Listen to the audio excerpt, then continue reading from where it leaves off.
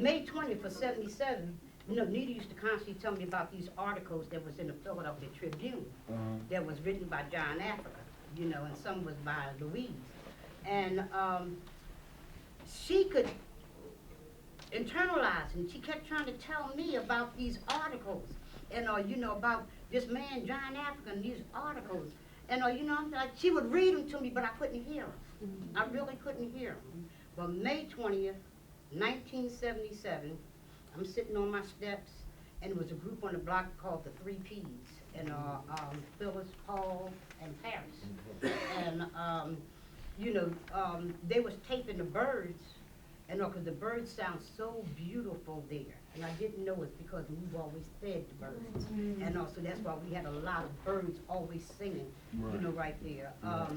So we sitting down there taping, and oh no, I gotta go back to when he killed the new baby. Phew, still crazy, Jeanette Knightton.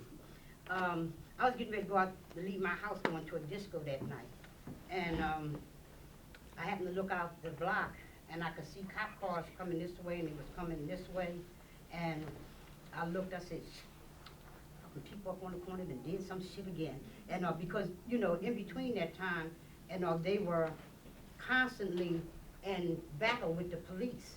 And, you know, and then, you know, I remember them on the TV, they had this thing where they were demonstrating against the circus and the zoo and Puppy Palace. And I'm, you know, like, damn, the circus, the zoo, thank you. Puppy Palace, why would these people be demonstrating? I love Puppy Palace. I used to walk by there on Market Street and see the little puppies in the cage and see the birds, you know, and go in there and look at all the fish, you know, in the little tanks and stuff, swimming and stuff. You know, Puppy Palace, why? And, you know, then the zoo. I mean, you know, all of us kids love the zoo. And then, yeah, you know, I used to take my kids to the zoo all the time. I don't know how many people remember that jingle about the zoo, and you come there, something about they happy to see you, and you know, blah, blah, blah, you know. And I believed in that song, you know, come on, let's go to the zoo. And we didn't live that far from there. And then the circus, all kids love circuses and all, you know, I didn't get to see as many as I wanted coming up, but you know, that was the thing. And these crazy ass people on this corner, you know, want to destroy that. And watching TV, Merv Griffin, one of the MOVE members, they came out with Eddie and put a handcuff on Merv Griffin. And I'm like, that's my show. And you know, wait a minute, that's the nuts from the corner, what the hell are they doing? Right? And what had happened, it was a orangutan, a monkey or something that they had, and they had sedated or did something to, and had them sitting there handcuffed the day before or something, and they were bringing a point. And of course, when you read it in the news, you never got the point. They said, move with his usual rhetoric. All you ever heard was, you move with his usual rhetoric, right? And you know, and I never knew what the hell was a rhetoric, and it's that crazy shit that they do, right? So, May 20th of 77, we, sitting on the steps.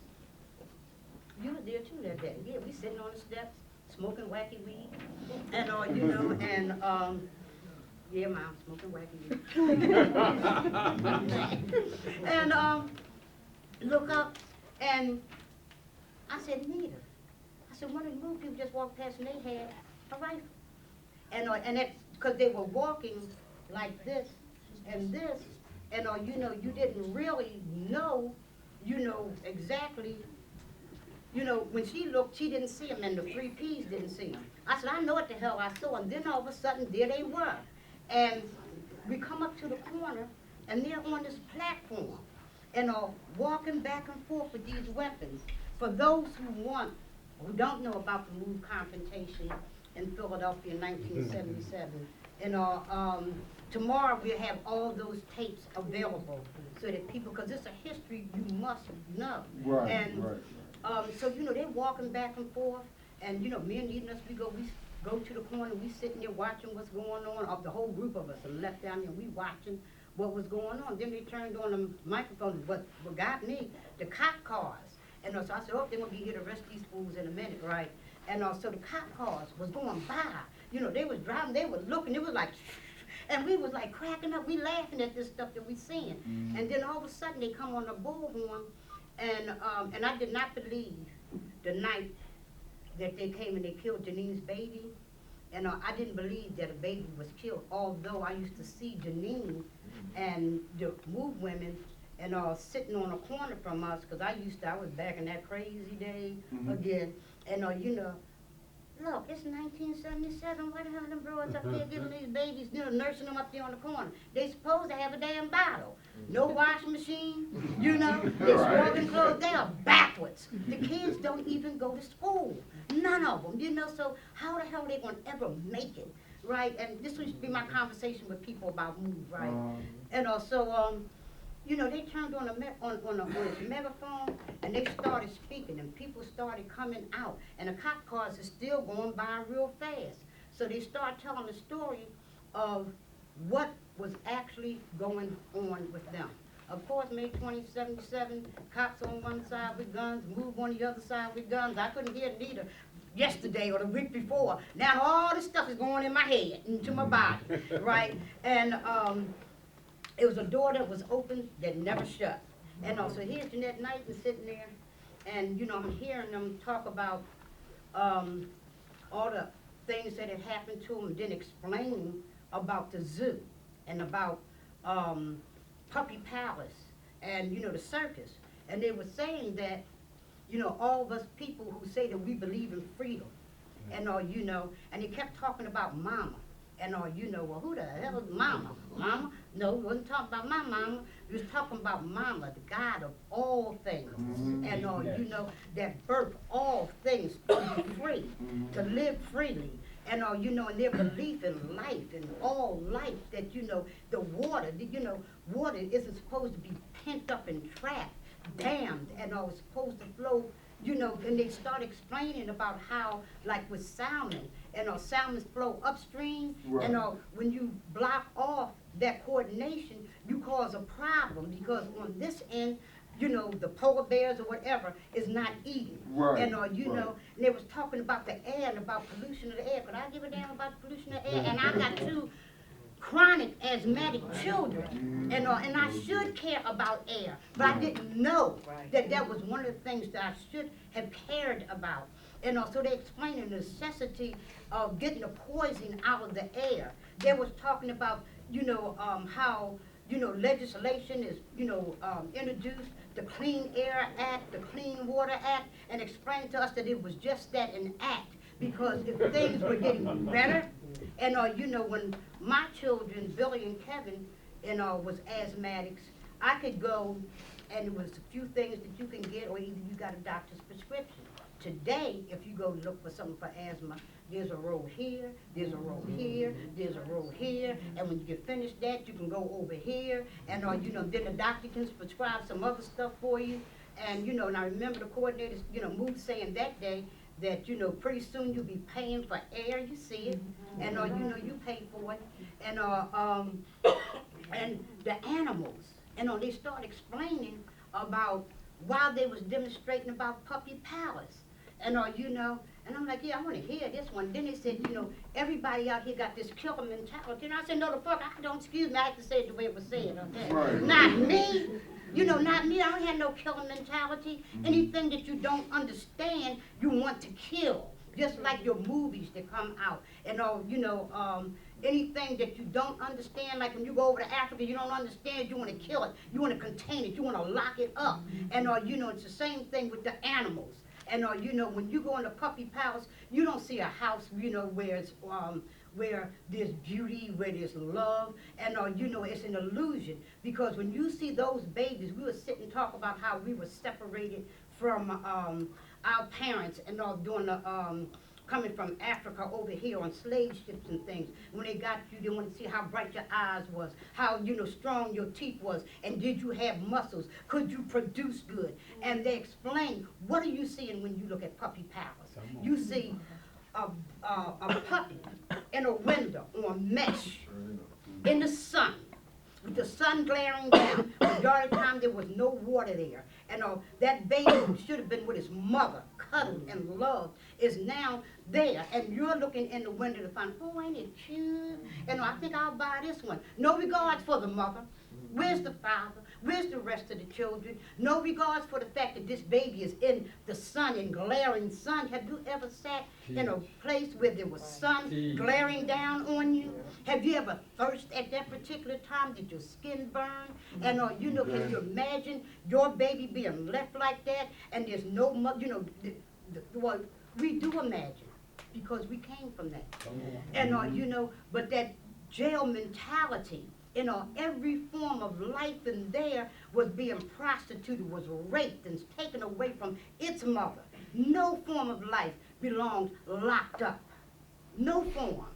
And I'm looking, I had cages with the fish, that killer mentality, because I would buy the fish and you know, and they look pretty, and oops, I forgot to feed them today, and you know, oops, I overfed them, scoop the fish out the thing, throw it in the what you call them, go get some more, you know, and had the fish that ate the other fish, go buy some, you know, what, you know, the madness that we're taught, the irresponsible, you know, we're irresponsible when it comes to life. So, you know, when Move was talking about that killer mentality, that's what they were talking about. Then when the zoo, okay, what's happening with the zoo, Move? And, you know, we seen them demonstrating, you know, against that. When the elephants and stuff was marching down the street, going down the street, you know, we would see them, you know, with those little sticks. I thought it was just to keep them in line. But everybody screamed and hollered when they tasered, what's that boy name, band name? Can we all get along? Rodney King, yeah. You know, when they tasered him, and but these elephants, and they were tasing them as they went down the street. And it was explained to us that day, you know, and I'm hearing all this stuff, you know, and I'm gonna have to go back before I go there, because let me tell you how cold and unfeeling I was. When Attica happened, I remember looking at the paper and seeing the guys throw us with the raincoats on and stuff, and you know, and they had killed all them brothers and they had no feeling. I was wondering how many did they kill? And because they had to do something wrong. There was no reasoning in me that it could be any other way. How in the hell can everybody be watching this and it could be some rights and stuff? They killed them people because they had to kill them. That was my mentality. That was the mentality of a lot of people around us. And you know, so, you know, I'm sitting there and I'm watching this stuff. When Kent State happened, when that girl was, you know, the hands out like this here, again, what did, you know, now what did they do? They had to do something. You know, they wouldn't just kill white folks like that. Right. You know, right. So I'm saying, you know, and then I flipped the page and went on about my business. When they killed Janine's baby, 3-week-old Life Africa, I said I was leaving, going to a disco that night. And in the paper the following day and on the news, they said 3-week-old Life Africa was killed. I said, that's bullshit. They lying ass motherfuckers on that goddamn phone. And you know, they need to spend, you know, why would, you know, cops come in there and kill their baby? Why? You know, they were all those cops, they had to be doing something there. Cops coming from this way, cops coming from that way. And they said that, because what the media said, they said that to get sympathy, and I was going right along with it. And on my block, where I lived at, right next to us was some communists. And you know, and there was a lady that lived across the street. She was my kind of woman, because she was a redhead, and she was black, and I was black, but she was black. And had the red hair, and I had the blonde hair, and she wanted to be everything within the government, so she had to be my ace, boom, boom. She told me that them people on the corner, and stay away from them. Like my daddy told me, stay away from them Panthers. And she said, they will get you in trouble. The white folks that lived next door to me was trying to tell me about communism and trying to tell me about how good of people these were on the corner and blah, blah, blah. You know, and I ain't listening to that. And but Nita always had that ear. She said, well, you know, they said, I said, Nita, you know, don't want to hear that. And so, but getting to May 20th, so I'm, you know, we sitting there, and I'm hearing these things, and then I'm looking, the cops are coming in from all over. People was getting off the bus, crowds had, you know, gathered around, and you know, Move was, you know, was putting out all the information about the air, the water, and the soil, and talking about the murder of not only Janine's baby, but the murder of Lee Singh's baby, the murder of Alberta's baby, the beatings that Move men had taken, and you know, actually, protesting for us about education at the board of miseducation at the board of education, and they demonstrated like no other. And because when they came raw, and because they knew at this particular time, and for them like it is now for some of us 30-something years later, and we don't have nothing to compromise. None. They were already there. They had been through the school thing. They had been through the vote and go. God, yes, I was a voter. Yes, indeed. And I voted. I voted. And I didn't give a damn who I voted for, but I needed to have that card to get around.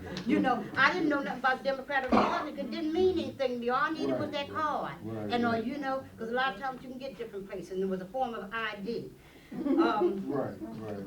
When they started talking about, politicians and the things that they do and the miseducation of people, not only the miseducation of black folks, but the miseducation of people all the way across the board. And how we all are suicidal because we know what is right and we'll continue to do what is wrong. We continue to compromise air for the pollution in the air. We don't want to fight it. And we want to fight for anything other than what is the necessities of life. The food that comes out the ground. This is the things that Move was talking about, how they're polluting and destroying that. And the air, the water, and which it's a part that John Anthony said where the water was familiar and clean, and they're turned into a nightmare that was disastrous. We can't drink the water. And we keep hallucinating the air as we go to these health food stores and thinking that we're getting something, when we're not. But I'm hearing all this stuff for the first time, and it's just like internalizing, and then people are coming up to me, not talk up to me, but they're talking around me, and they're talking about the goodness of Move. And I'm like, what? What? I live on Pearl Street. They were on the corner here, my house sat right there. And if you wanted to read anything favorable at that time, you pick up a Tribune, or you pick up whatever some of the black newspapers at that particular time. The school, some had mixed articles and all, but I couldn't read them. She did, and not that I couldn't read. It was not my time. So we sitting there, and the neighbors was talking about how Move, and when people gas was cut off, and they would make these stoves for them out of those galvanized tin cans, those cans, and fix that up, how they would be bringing them food, and a lot of times when you've been hearing people clap, they would be raising money and feeding families in the neighborhood. You don't hear this. And they kept saying this damn word, revolution. What the hell? What is revolution? And this word was strange to me. Clap, clap, clap, clap. And they said for the revolution and stuff, and they was talking about the women and how, we can't, the women would say, to me, nut shit, and we ain't gonna let the brothers take our strength, and we gotta build our, own strength. And I'm like, shit, let that brother carry that damn water. Let them brothers run them dogs. They want to be running some dogs and stuff, But I came from that, Cinderella background, where Prince Charming will come along and do the everything for you. And I don't know why at that age I was still believing in Cinderella and all that shit. I ain't never met, that like that and was gone. But the people were coming more and more and more. And the police was coming. And after a while, Inspector Fensel told everybody, to look at the people up on the platform. There was a Puerto Rican brother named Carlos, and whatever he be saying in Puerto Rican, and that shit just sound good to me. I know that what he saying in Spanish. All right, in Spanish, but it sounds powerful, And I'm like, I love power. I didn't know what it was before, but I realized I'm hearing some powerful stuff now, and and they was talking about, when the confrontations were coming because, the urban removal was happening right there in Powelton Village, and white folks would get together and get people out of them homes. And so a lot of the fights was when it came to a move house. And, where people had squatted on houses, because people were squatting all over Powelton Village at that time. Reeves was getting ready to squat on one. And she squatted on one up in Germantown and got it. you know, I keep referring to Nita because Nita comes from that Jeanette Knightton, you know, era. And you know, if I'm missing something, just help me out. You know, but I'm listening to everything, and then they said that they wanted to run their dogs. And then it was explained to us, you know, about all them dogs. I'm saying, you know, why the hell would anybody get all them damn dogs and them cats, you know, around their house, you know, like that? And don't you know it's a health hazard? And oh, right, move rats. And you know, they were not move rats. You know? But the dogs came from people who brought a dog, you know, for their children, for their birthday, and the dog, God knows he made us. The cat scratched the furniture, or the dog pooped one time too many, and you know, they would put them out. And you know, Move was going around in the park, and they were bringing dogs in where, because you know, a dog will follow you back home.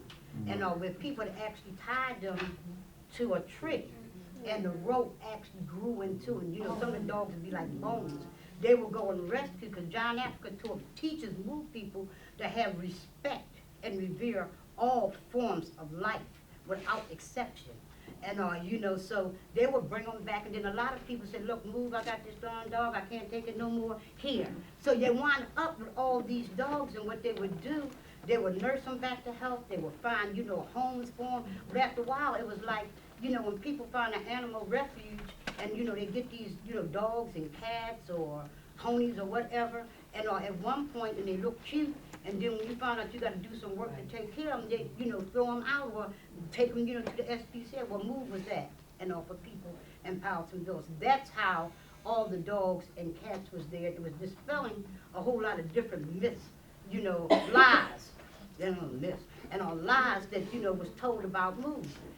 And I'm telling you, it was people, and on the media, on the news media that day, May 20th, 77, the media was just all over everywhere. And Inspector Fensel made an agreement with Move to allow them to run the dogs around the corner. And it was putting out to people why they had taken that stand. Because no longer were they going to allow the police, this government, to come. If you want to come talking, we'll talk. If you want to come, you know, with your blackjacks beating, maiming, then they pulled up these baseball bats. They said, well, come the hell on with it, right? And I was like, oh, wow, you know. Then they were saying, you know, that, you know, and they was giving the whole history of the murders and things, you know. And this is it. If you want to do it now, we want to do it now so the whole wide world can see. And so, anyway, when Chucky Africa and Eddie and them got down off the platform to run the dogs, and you know, the cops grabbed Chucky at the corner. He was the youngest. Chucky must have been about 14 or 15 years old. And they took him. And Move was standing on the platform. You know, they wanted Chucky back. And we all started chanting. And the neighbors in the area, everybody was caught up in, you know, we want Chucky back, we want Chucky back. And here again, they done lied again in front of everybody. Everybody saw it. So how could they just lie like that? This is my feeling. You know what? You know, how could they get away with this?